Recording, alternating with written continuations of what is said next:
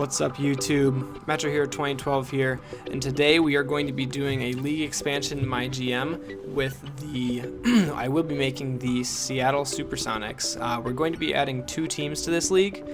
Just for consistency's sake, we're going to be having 2 additions to the NBA to make it an even 32 teams instead of an uneven 31. So we're going to go ahead and pick the other team that's going to be joining us. Okay, so we will be adding in the San Diego Surf.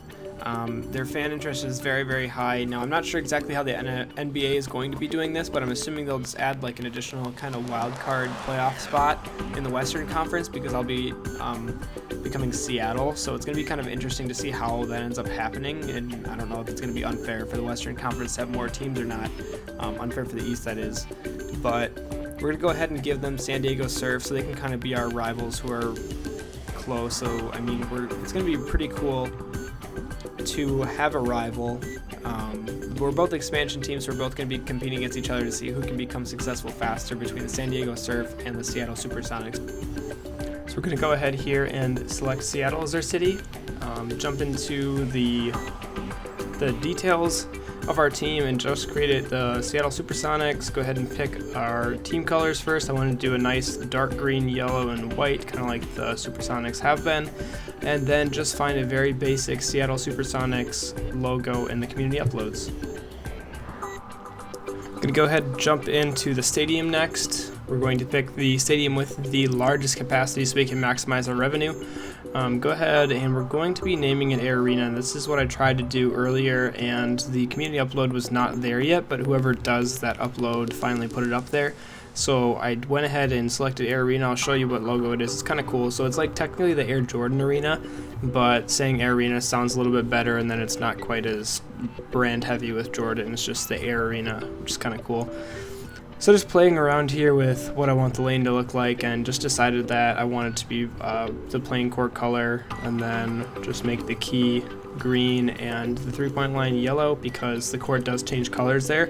So it doesn't have to be very a very definite color because you can obviously tell where the 3-point line is. I'm going to go ahead and select some text for the baseline. I got recommendation in my last video to not make it any Comic Sans, so I tried to make it a little bit more of a solidified font that wasn't as cartoonish as Comic Sans, but I still wanted to give it kind of a supersonic look. I apologize if this is too Comic Sans-y, but I ended up going with this text and I thought it ended up looking pretty good. So then we're also throwing a few hashtags, or one hashtag and a Twitter handle, I think, on this side of the stadium. So yeah, we're going to throw a hashtag that you can tweet at, and then, or a hashtag you can tweet about, and then an @ that you can tweet at for the Supersonics. Then I'm going to go in here and test around for a whole bunch of different logos, and eventually find the one that I think is going to work best for the stadium. Now I did try all these. You can see the ones I'm trying on there and they just didn't fit. And there's one in particular that I think fits the best, and that's the one I end up going with. I just had to adjust the size a little bit to make it not as obtrusive. So there, I put it up there and just it didn't look right because it looked a little bit too big. But in the end I decided to go with that logo and just make it smaller, made it the size of the actual jump ball circle, and it ends up looking pretty nice that way.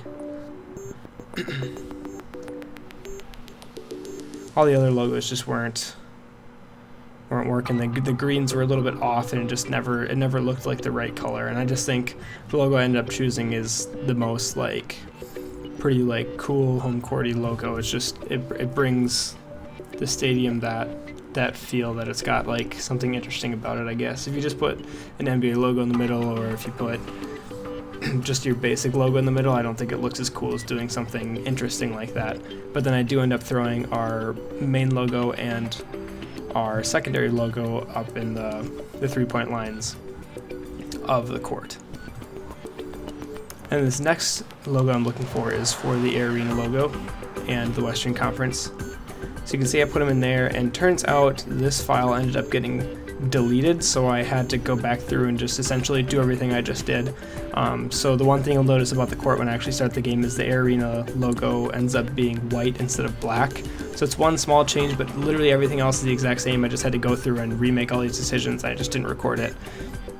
And somebody in the last video suggested doing Key Arena, and I thought about it because I know that's like what the arena was in. in Seattle, but I decided that it's a new era, so I did listen, but I just decided against it, and I wanted to be the Air Arena because I think it sounds really cool, and I just didn't want to stick with the same name that they had before, because technically this would be a new arena opening up, and I didn't want to name it the same thing.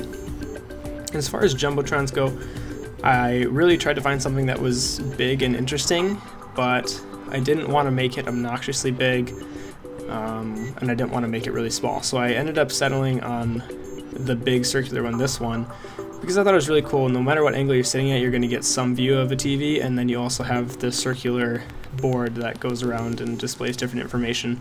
So I thought it was pretty cool. You can not even see it actually when I select it, like when you look around the stadium, because it goes up so high, which I think is nice. If it hangs down too low, it's kind of annoying and obtrusive, so I decided to go with that one, and like you can see there, you can't even see it. And then I move over to the scores table, and I decided I wanted the kind of the long one that's split up into two that has the green padding around it, mainly because I don't want the red padding. I think it ends up looking pretty decent, and I just run through and select a few random sponsors, either from Community Upload, or I end up going to presets for the last few of them, because I just wanted to keep it a little bit authentic. And make the seats yellow was huge too. Making the seats yellow and the baskets yellow is just really cool. It gives the arena a very homey feel, and definitely feels like I'm going to have some home court advantage during playoff games coming up. So super excited about this arena, just going through making sound effects to make it feel more alive. So now we're going to jump in and create our home uniform. We're going to be starting out just plain white, and we're going to throw in there this well, we're going to test this out and decided against it, but we're going to throw in a diamond pattern on the back and kind of make it a very, very light silver color, so it's almost like barely noticeable. I don't want it to be like super visible from that far away. I want this to be a really simple yet interesting jersey, so I'm making it barely visible, and then making the name a little bit bigger and moving it upwards, and then making the number a little bit bigger and moving it upwards as well, just to put it higher on the back. I think it looks a little bit nicer. Then we're going with these nice thin numbers that end up being pretty metallic when you make them silver. I think it looks really cool because it just pops out of the back. So a plain white jersey with technically white numbers ends up looking pretty cool. And then I'm going to take the old Sonics logo, the big stripe, and turn it upside down and kind of make it connect to the shoulders, so it tucks right in there and looks really nice. It's kind of cool how it just swoops down like that. And then I'm going to take the S logo, the alternative Sonic logo, and then here I'm going to mess around with a few different text. So I'm going to try yellow text and try to make it supersonic. Then I kind of realized it's going to be too far and the yellow text doesn't look very good, so I end up changing my mind, kind of back and forth on this for a while, deciding what's going to look best. But I decided just to go with Sonics instead of Supersonics. But you can see here how it looks like in Supersonics in all one line of text. That's the other thing I decided, is I can't do one line of text. I have to do each individual letter, so I can kind of curve them along with that curve, because the straight text just doesn't work at all because that green line is a little bit curved. So here I'm going in, putting each individual letter for Sonics, and yeah, that's pretty self-explanatory. I'm just taking each individual letter. This is something you guys can do. It's a little bit of extra work to do individual letters, but then it gives you a little bit more control over them. You can make them each as thick and thin as you need them to be, and then rotate them a little bit so they can fit on a curved line. And I definitely don't do it perfectly. I'm not going to pretend like I did, but I did a pretty good job of making it blend in, making it look like it's supposed to be curved like that. So onto the C, just about to add the S to finish off Sonics, and then I had to do a little bit of adjusting after the fact to the C and the S because it looks kind of funny, but I did get it to all look good in the end. And I really like this jersey because it's just simple. Like, it's plain white, everything on the back is like barely visible, and then there's just one stripe in the front towards the chest area and one stripe along the side.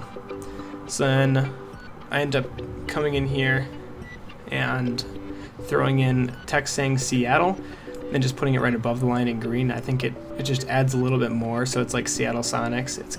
It's kind of cool. I know some people might not like that, but I kind of like adding the little chest decal in there, and then throwing our actual logo on the bottom in the shorts, And then there's one final step to this, is just to add a number to the front because it's looking a little bland. So I'm going to go ahead and throw a number on there, and we're going to make it green. Nice. I kind of tested out what it looked like in the bottom corner, but it really didn't look like I wanted it to, so I put it right in the middle. It's kind of similar to the way the old Sonics uniforms were, which is another reason why I like this. It's a new twist on the old jerseys. I thought it ended up really, really cool. And now moving on to the away jerseys. Again, I'm deciding to do something a little bit bold. If you saw my other expansion video, it's going to be very similar to that, but a little bit different. So we're adding this black, the Hawks design in there. It's like little triangles. And we're making it black and just making the secondary color ever so slightly lighter, so that if you look really close you can see the design. Otherwise it's black. Like, fans looking in the stands are going to see black, but if you're up close and appreciating the jersey, it's going to be really cool. Like, you just see that little subtle design in there. It ends up looking really, really cool. So it's my way of making kind of an interesting design that's not too far out there. So I wanted to add a little bit of something to the jersey, and I did it that way. And I'm going to go ahead and add like the Marquette squares, Marquette, or like throwback Cleveland, I guess you could say. I test out, there's two different kinds of them, so I kind of test out what those look like, but then I decide on just the stripe that goes all the way down. You can see I'm just kind of testing them out, but the stripe that goes all the way down is a little bit more solidified, and it ends up just looking a little bit better going that way. And I'm going to go ahead and change the numbers, again making them the thin kind of shiny numbers, and I decided to make their color gold this time instead of silver.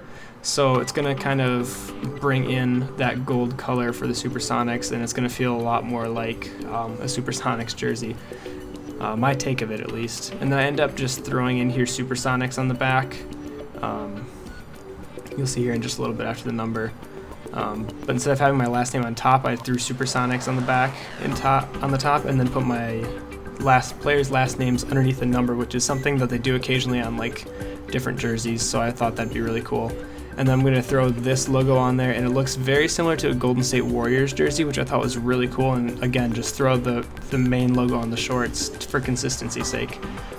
So I thought it ended up looking really cool. I had like my own little twist to the Sonics jersey while keeping it like a classic feel like the Warriors jersey. And let me know what you think in the comments, but I thought both these jerseys turned out really great. And now it's time to go in and actually start the GM mode. Now I had it accidentally set at Pro. I'm going to be changing it to a little bit higher, either Superstar or All Pro or whatever. And then I have sim minutes at 12, and then played minutes at 6, and then I'm also setting the stats to reflect 12-minute quarters. So when I play 6-minute quarters, it'll be doubling all my stats to make them the equivalent of what I would play at a 12-minute quarter. So it's going to help for consistency's sake. I can actually play fewer minutes but have them reflect in the full minutes time, which is kind of a fun thing to do. And the owner pretty much just asked that we draft players under the age of 25 on average, and he wants to win a championship and make the playoffs within 5 years, so two goals kind of go hand in hand. I think it's doable, so I told him that I will accomplish that. I think 5 years is a good time for this team because all of our young players will be kind of in their prime, so it's going to end up working pretty well. And then onto the expansion draft, I end up going with my first overall pick being Myers Leonard. He's going to be a very good big player for us that can shoot the three and stretch the floor. With the second pick, Terrence Ross, the very athletic small forward / shooting guard from Toronto, just to give us that athleticism and shooting ability. And round 3, going to go with Skal Labissiere, so the other team doesn't take him because I really like Skal. He can be our center for the future, and immediately taking Deontay Davis after that, who can be our power forward of the future. And then the Surf sneak in there and take Malik Beasley, who I really wanted as a young shooting guard. So he's like the one guy they stole away from us that I really wanted to get. But then for our next pick, we're going Tyus Jones, my favorite backup point guard from the Timberwolves, as I am a T-Wolves fan, and he's going to be kind of our superstar player because he's really good. He's really not getting a chance. In summer league, he tore it up. And the next pick, I'll go Tony Snell to be our small forward off the bench / shooting guard / whatever we need him for. He's a really good two-way player, so he'd be excellent for our team. And then round 7, take Boban, the 7'4" beast center out of Serbia. He's really good and big. He's going to be a good starting center while Skal learns underneath him. And the next pick, going Kay Felder. I was really debating between Kay Felder and Tyler Ulis, but Kay Felder was much cheaper and he has much better athleticism, so I went Kay Felder. He's a really good scorer. The next pick I went Rashad Vaughn to be kind of a shooting guard if I can't find a better one. I end up taking Rashad Vaughn and then one more shooting guard in Tim Hardaway, just because I hadn't taken one yet, so either one of those players can be our shooting guard starting the year. And then I'm kind of debating who I should take with these last few picks. End up going Aaron Harrison, the shooting guard, so I have 3 options at shooting guard now. And then just 2 picks remain, the 12th and 13th round, debating between Zubac and Sheik Diallo. Diallo's a little bit more money, but I feel like he has really high potential and he's a very, very good rebounder. So I went Diallo and then realized that I could take another center with my last overall pick and went Zubac. So I have a lot of good big guys, and a lot of them have their own particular skills like rebounding and stuff like that.